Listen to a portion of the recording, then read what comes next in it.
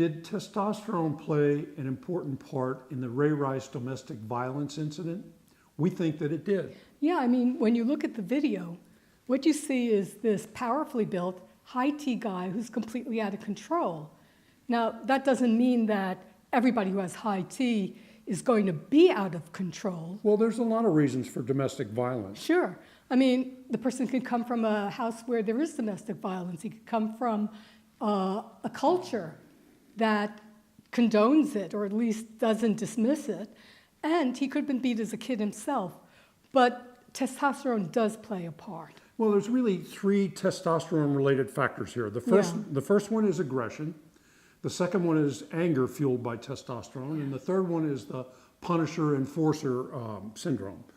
So let's talk about aggression first. Yeah, I mean, there's a dark and a light side to testosterone. On the light side, it's assertion. It's fabulous.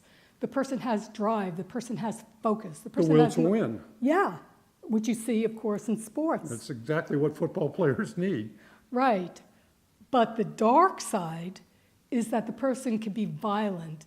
And actually, the psychological definition of aggression is hostility with the intention to harm. Violence and hostility with the intention to harm. And in tests, it has been found that those who are criminally violent do have high levels of testosterone. Yeah, there are higher levels. But doesn't mean that a guy who has high testosterone is going to be criminally violent. So we just keep saying this just in case you get confused.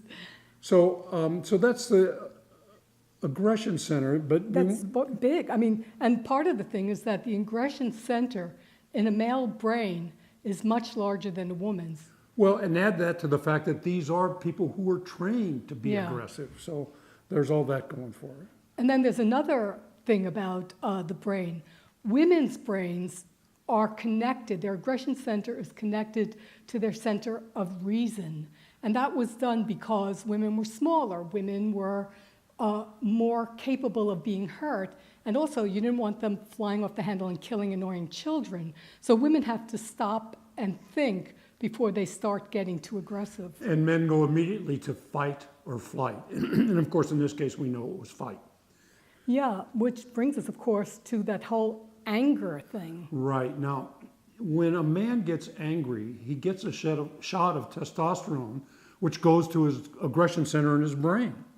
And that triggers another shot of testosterone, which goes right back up to the aggression center in his brain, which gives him still another shot of testosterone. And by this time, he's in rage and he's out of control.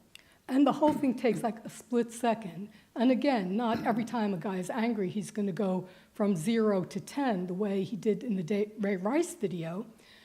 But that can happen with all men. Yeah, I mean, that's where road rage comes in, yeah. And certainly domestic violence. So the key here is that if a guy knows he has that tendency, then he can learn to stop. And there's whole anger management courses that deal with this. He can learn to stop and take a breath before it goes into that too late cycle. Also therapy. Well, and there's things that women need to know about that. Yeah, what Ray Rice's wife didn't know, and what a lot of women don't know, even in less dramatic circumstances, is that if a guy is susceptible to this kind of trigger, you really have to walk away. Even though you have so much to say, you have cortisol flowing through your brains, you want to talk about it because talking calms a woman down and handles problems, but you can't do that. You have to calm him down or walk away before he explodes, because nothing's going to be done. If the guy says stop, please, ladies, stop. Don't egg him on, because that's when he goes over the edge. And that doesn't mean you don't resolve the issue. Yeah, you have to resolve the issue. Of course. But what that means is that you resolve the issue when you're both in a much less perturbed state. And by trying to resolve the issue when he's enraged, you're not going to solve anything anyhow, unless it's violence. So yeah, what we do and what we tell our clients to do is to set a time. So you could say, okay, we're going to talk about this tomorrow. So you're both ready, and you're both ready to handle it. And if you can't handle it together, you do have to go to couples counseling, because you can't let anger destroy a relationship. And particularly, my God, if it's domestic violence. The third factor that we want to talk about is the enforcer punishment syndrome. Yeah, which is really wild.